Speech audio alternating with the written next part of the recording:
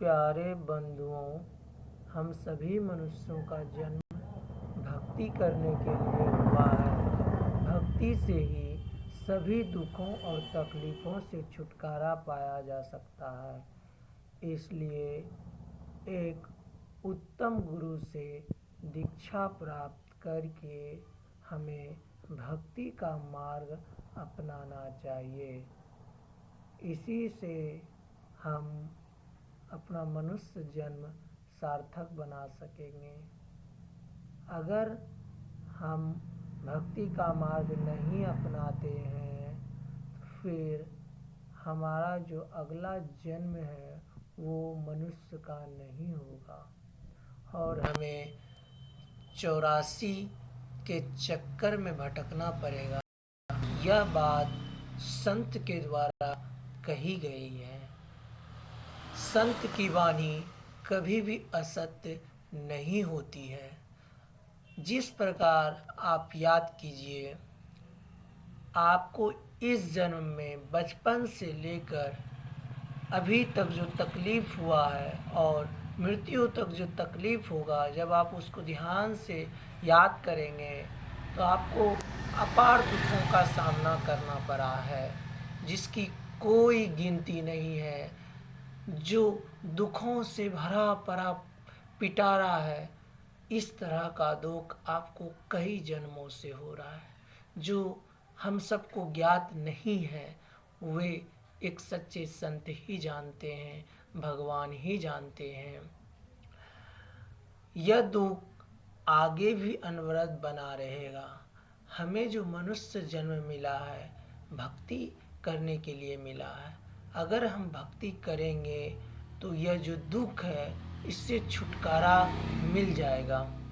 भक्ति करके हम 10वां द्वार से अपने आप को अलग कर लेंगे, यानी अपना जो मुख्य तत्व है जिसकी वजह से हमारा शरीर कार्य करता है, वह हमारे 10वें द्वार से वह अलग हो जाएगा।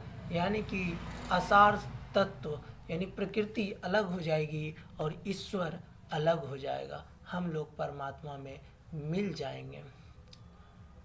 अगर ऐसा नहीं होता है तो हमें अगला जन्म जो है मनुष्य का मिलेगा और यह प्रक्रिया बार बार चलेगी।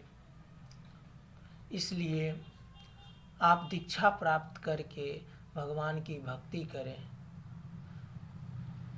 इस जन्म में अगर आपको भक्ति में पूर्णतः सफलता नहीं मिलती है तो अगले जन्म में पुनः भक्ति मिलेगी, फिर अगले जन्म में पुनः भक्ति मिलेगी और मनुष्य शरीर बार बार मिलता रहेगा।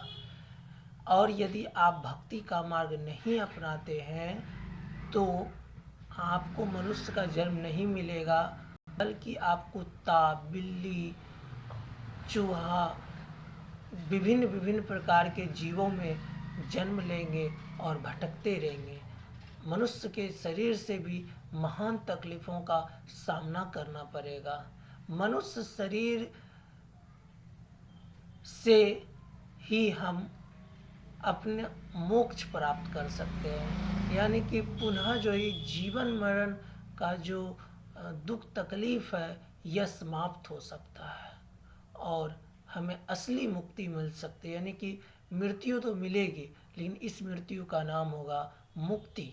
मुक्ति यानी छुटकारा, पूरी तरह से छुटकारा। और मृत्यु में तो सिर्फ इस बड़े शरीर का मृत्यु होता है, लेकिन हमारा जो है जन्म पुनः दोबारा हो जाता है और मुक्ति में हमारा जन्म पुनः दोबारा नहीं होता है। इसलिए मेरे बंधुओं, मेरे प्यारे बंधुओं, भक्ति का मार्ग अपनाइए। एक सच्चे संत सद्गुरु से दीक्षा प्राप्त करके भक्ति कीजिए मेरे बंधुओं। इसी में आपका कल्याण है, इसी में आपका अहोभाग्य है। आप यह जरूर कीजिए, अन्यथा घोर दुखों का सामना करना पड़ेगा। मेरे प्यारे बंधुओं, आपको कोटि कोटि प्रणाम।